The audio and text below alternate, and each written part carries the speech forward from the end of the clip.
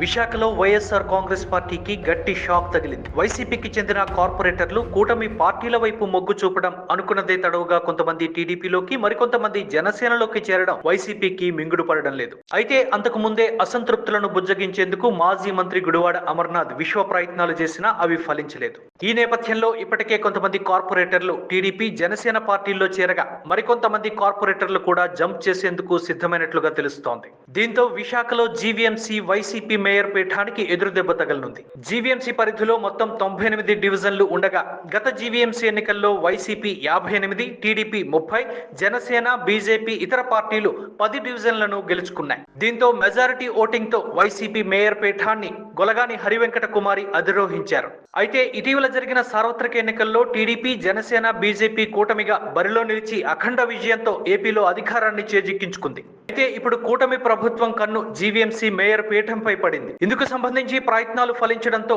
Mayor పీఠం మార్పు అనివార్యం కానుంది. త్వరలోనే మేయర్ పీఠాన్ని GVMC TDP floor leader Peela Srinivas అధిరోహించనున్నట్లు కూటమి వర్గాల్లో చర్చ నడుస్తోంది.